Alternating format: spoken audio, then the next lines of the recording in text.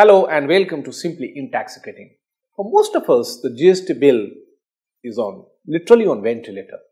Such an inference may be drawn after the Union Finance Minister, Mr. Arun Jaitley, expressed his frustration over the non-passage of the bill during the winter session in the Rajya Sabha. While interacting with the industry forum, Mr. Jaitley also hinted at exploring an alternative if the bill was not passed. What could be such an alternative? Was he pointing towards the central GST, where the Ekla Chalo slogan may be translated into reality by merging central excise and service tax? We have 4 experts with us who are going to tell us if there is no GST, whether the Finance Ministry is going to take certain steps in the Union Budget 2016, which is around the corner, in relation to some of the proposals of the GST. We have Mr. S Dutt Majumder, the former Chairman, Central Board of Excise and Customs. We have Mr. Bipin Sapra, partner EY. We have Mr. Pratik Jain, a noted indirect tax expert, and we have Mr. Sant Kumar Verma of Schneider Electric. So, let me start the debate with Mr. Pratik. So, Mr. Pratik, please tell me, what exactly the Finance Minister was referring to when he talked about exploring an alternative? I think what is being talked about is to have some kind of a system which is closer to a central GST kind of a thing. So by combining excise and service tax law, you can't really change the way tax is applied there, because if you want to apply excise duty at each stage, you have to, or central GST at each stage after manufacturing, you have to go for and amend the constitution. I think perhaps then what it means is that you integrate and make one central law by excise and integrating excise and service tax. Today there are few things in which excise and service tax differ. In even things like on what items you should get credit for excise it has to be linked with manufacture, etc. Whereas for service tax you don't. There are difference in terms of the definition of capital goods and exports and many others, right? Processes. Right. So if you do that, at least that would help, to my mind. For example, if I am Pepsi, I have a bottling plant. I incur as a company a lot of advertising expenses, one which I pay service tax. But excise duty is being paid by my bottler, so it becomes a cost. Right. By integrating that excise and service tax, you can make sure that whatever service tax is paid by the business is allowed as a credit to the business. So I think it will be a good step in the right direction. That will give confidence to the businesses that yes, government is serious about doing something on that. That's the only thing which I can think. So do you think that we should be taking such a steps in the budget 2016? I think it's unlikely, because I think there still would hope that in the budget session they are able to get this bill passed. So I really doubt. If, however, they see that it's not going to get passed in the budget session also, then maybe even this can be done in the middle of the year as well. So they might be tempted to look at some kind of a central law. Even middle of the year next year. So you're not expecting much of GST-related kind of announcement? I'm expecting a lot of exemptions to go away, which has been the case in last couple of years. Maybe credit rules to be liberalized a bit. Anything which you think will happen in the GST, which is not happening today, right, at least in the central law, right, they can try and tinker, but not combine two laws at this point. Ms. Verma, do you expect something with respect to the GST? I recall that maybe 2-3 years back there was some discussion, some attempt made or some discussion around that integrating both these central taxes, service tax and excise. Yeah, that you're talking about M.K. Gupta report. Right. Which got into a back burner later on because GST took center stage. So I don't think whether that's really advisable for just 1 year or 2 years period. I don't think that's the way one should follow. But I agree with Pratik that within the existing laws, for example, credit integration is something everybody has been shouting. I have been talking about it. Industry has been talking about it.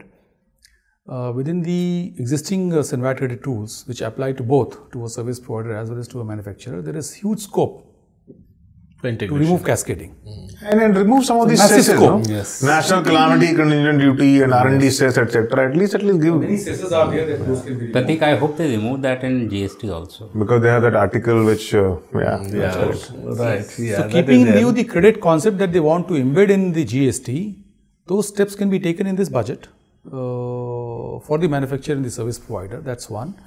Second, on the refund side, as Pratik mentioned, if you are an exporter of service, if you are an exporter of products, there are different refund rules. There are different compliances to be carried out for that. You can integrate that. So, to a great extent, there are areas where the integration can happen, and you don't have to go to the, I think for many things, you don't have to go to in Parliament. These are all in the part of rules, the VAT credit rules and the central excise rules. You just amend them. And the service tax rules. It's part of subordinate legislation. This can be achieved. For example, now, in my views, I think they must achieve this. This would give a very strong signal. And industry that they're serious about. If you look at the Act, the first base paper, it talks about anything which is used in furtherance of business will be allowed as a credit to you. Okay. So why don't you incorporate that in the we want that definition to be there in the Senate rules from say effective from 1st of March or 1st of April. What sorts of So do you really see, sir, a lot of steps being taken, this sort of steps in the budget, even if the GST being put on back burner, the fact that it's going to be... I'm absolutely sure a lot of steps would be there in the budget, but not central GST. I'll tell you why. Now, central GST was first, if I remember correctly, was first talked about by Subren Nosson, who has been conversant with Indian GST for a long time. I used to come almost twice a year for the IPFP invitation. He had written an article in an international journal. He had sent a copy to me. That was in 2013 beginning. He first talked about the central GST. And he used an expression which I used in my article, which I wrote for you. That let the center do it, and then perhaps the states will piggy ride on it. So that they'll see that the virtues in GST and then do it. Okay, that was in 2013. But now, even I had written at that time, I used that Ekla Chalore and all those. But then, you see, now it is impossible. Having reached over, we are at the cusp of going over to GST. And at this time, people will not be satisfied because it will not give the full effect of GST. You will not have your common economic market. Your state VAT rates will be different. Your cascading will continue, as I explained, over the central excise goods coming out of the factory. So you will not be achieving anything worthwhile in this. But what Pratik has said, that this is the time, budget time. You know that at least before April, though it is nothing, no question of GST coming in before October or maybe next year. So at least this budget is a very important budget from that point of view. Put whatever is possible, let the tax, TRU and other excise officers and all, they'll sit together and find out what are the good things which he has explained already. So, and then put it in the budget, for which you don't need any amendment, central government. That we should have. Let us not talk about central GST. It will do nothing. This would give right signal of their intent. Right. So, Mr. Sapra, I mean, the fact that GST promises a much bigger apple, let's look at the smaller apple. Are you looking forward to this in the budget? It's like at the lunchtime, if you give me a packet of biscuits, it will be the same feeling I'll get. Okay. But something better than nothing. So yeah, it sums up the... Right. So absolutely. I'll still have something to munch. Right. But that's not what I really want. Okay. And they'll do, I think the interest they've shown in the credit rules during our discussions in the budget discussions with budget presentations at various forums, credit rules are definitely going to change. They are at least wanting to do it. I hope. It will definitely go. Yeah. It will definitely be done now. But I think so much of work has done by both the central and the state governments, their groups and the industry for GST. If it doesn't come now, if it doesn't come in the budget session and it gets delayed from a couple of years, as Pratik was saying, which is very possible also, it will be really criminal for everybody, because GST is something which everybody is looking forward to. There may be some issues which we all feel should get rectified, and we want a good GST. And what we initially said was it's good that the GST gets delayed for some time and we can live with a good GST. We can wait for that much time. But we want GST. We don't want a... So let me now go back to the exemption which you wanted to talk about, Pratik wanted to talk about. The fact that the central government has come out with a list of exemptions with respect to direct taxes, which the government proposes to do away with. Similar kind of exemption list, do you think the government should come out before the budget, and a few exemptions may be done away with in the budget itself? No, absolutely. I mean, I think this has to be done. Because we have 300 exemption lists. There are 300 exemption, and then it has to be pruned down to 100. Even if on some items you can't have a full rate of excise duty, so to say, you can have a 2% rate, as they have done for many food products over the last 1 or 2 years. At least bring them into the net. Registration would be done and things like that. Definitely. I mean, I think that's the way to go. Even for service tax, I think there would be scope for reducing some of the exemptions, which they have been doing. I think, but this time they should just do away with most of them. I think that's what my expectation is. Yeah, I'll put it this way. I think to the extent it is possible to pick out those products or the areas which are exempt. As Pratik mentioned, I think for the last 2-3 years they have been doing. I recall 2000, perhaps 12 or 13 was one where lot many food products. I think chapter 1 to 15-16 were completely out of tax net. Right. I think they brought them, a few of them back. I was in Coca-Cola those days. So juices used to be exempt completely. Now there is 6% excise duty on juices. So I think to that extent that's fine. But there are still many priority areas which have either sunset clause. If there is a sunset clause, I think they will deal with that, keeping in view the sunset clause. But doing away all the exemptions, as Mr. Majumder also mentioned, I don't think that's possible and that's desirable also. So this is one area where keeping the priorities in mind, the sectoral priorities, the geographical priorities, and I think let's not forget that 20% of the population still doesn't get 2 square meals. So you need to feed them.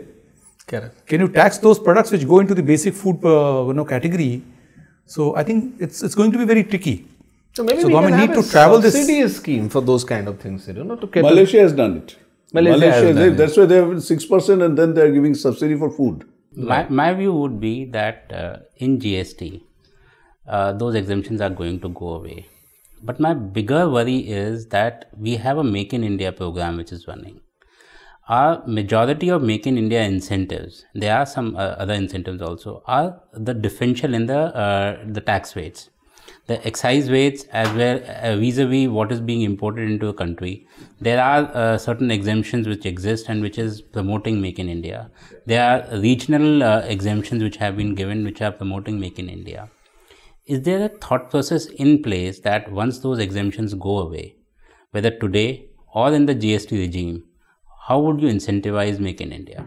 The infrastructure is still lacking. Right. I think that's a bigger question which everybody should be looking at, and a lot of companies which are wanting to invest for Make in India are asking that, and there is no clarity on that. And very valid point. In fact, this is something which we have vehemently made a representation. Like in my group, we have got 2 large EOUs, and there is a huge cash flow impact. If you operate at 5-6% profitability, and if you are importing few thousand crores worth of material, and you are not paying duty. Few hundred crores of duty you are not paying, it becomes a huge cash flow issue if you have to pay upfront. Right. And then wait for with your ball and wait for the refund to come in. It's very tough. To add to the misery that he is envisaging, think of, although we are not talking about it, think of the free trade agreements we are having with so many countries. Your customs, it will be your import will become much cheaper than compared. So how will you make in India with no exemption locally, with FTA, duty-free flow? Just think of the situation. What will happen to the economy? I think it's a very valid, the point, if you look at mobile phones, right. Today if you manufacture in India, you pay about 2% excise duty. And if you import from outside, you pay 12.5% CVD. So there is a arbitrage. Even if you take, let's say, credited sector, there's an arbitrage of 7-8% for the industry, for domestic manufacturing. If under GST, on import also you have, let's say, 18% GST, on manufacturing also you have 18%, then that goes. So one of the things that can be done is the subsidy route, which you're talking about. That maybe, make the GST rate as 18% for everything, but then subsidize the local manufactured goods. Also, you'll have to see whether for WTO and all that, whether that will be compliant. WTO would not. So that you'll have to see. It would be a very difficult. But outside tax, they might have to find some way. Otherwise, keeping the same exemptions, etc., might be very difficult in the GST. So one aspect which now that GST bill is gone, and everybody looking forward to the budget announcements, and some of the speculation which you must have come across that the government may raise the service tax rate from 14 to 16 if it is going to be 18% GST rate. This kind of a speculation being done. So do you see some kind of rationality or justification, legitimacy? This is a step by step. It was 12%. Last budget it became 14%. They merge the education cess and all those things. So everybody knows the GST rate will be somewhere between 18-20 at that time itself. So gradually reaching that. And then, of course, the ultimate impact will not be that much because, as Bipin had explained at the very beginning, that there will be the cost of the goods and services which have gone into input for which they will get a sort of abatement. But there's a very clear possibility. This is the right time to do this kind of... I think there is a possibility. We keep on hearing about the National Skill Development cess of 2% coming in, which I find... See, the point is, you cannot raise to the same... You cannot say 16% in GST and 16% outside GST is the same rate. Because the goods credit is not available. The VAT which I am paying, the VAT on capital goods I am paying, all of those are not available for me as a credit today. What that means is that if I am putting it at 16, it's effectively 20, 18 or 20, whatever that calculation is. It doesn't make sense. So you are really taxing people who buy those services. That's a huge cost which is... But if that is the possibility that the government may hike this service tax rate, then why not to also enhance the exemption threshold? Because in any case, in the GST... I was just coming to it. I was just coming to it. So, because not enhance, reduce. Threshold right now, the 10 lakhs for the service tax. That should go up. That should go up. And for goods also, now it is 1.5 crore, it should come down. This is the time. Right. Because suddenly 1.5 to 20 lakhs or 25 lakhs. I personally think that increasing the threshold from 10 to 20 or 25 lakh will not really make much of a difference because there hardly any service. I mean, I think that most of the service providers are paying tax are well above a crore. Yeah, but then it will do away with all those small types. So all those cumbersome duty collection. So would you want to look at a compounding also? Yeah, compounding is already there. This is for compounding. There is in the draft law. Compounding was there from the thought process from the very beginning. But what will be the threshold for compounding, that was not there. But these are all options because I always say that, I mean, philosophically speaking, a small person doesn't want to remain small for whole life. He wants to go up. So if he has to sell his products to a big man, then he has to pay duty. Right. So that's why when one study we had made and we found, I forgot the percentage, a sizable portion of the SSIs people who are below 1.5 crore, but still they're opting for payment of duty, because otherwise their goods will not be purchased by the bigger one. Right. So that option is there. Compounding also will be there, all will be there. So I think this is an opportunity. I expect in this budget the threshold for goods to come down and threshold for service tax to go up to somewhat to make the center can make a statement that we insist that it should be in 20 and 25 lakhs in the GST regime. The states are wanting 10 lakhs. That will be too small a threshold. So on this note, let me thank all the 4 panelists for making it a wonderful debate and also making very sensible suggestions for the Honorable Finance Minister to incorporate some of them in the budget announcement. Even if the GST bill has been put on the back burner, some of the suggestion like if it is inevitable that this GST rate has to be hiked to the level of 18% in a phased manner, then of course the exemption threshold must be given the due respect and taken up. Not in terms, it is not going to impact the revenue collections, but at least give some relief to the small taxpayers. And also from the tax administration perspective, a lot of hassles can be taken care of.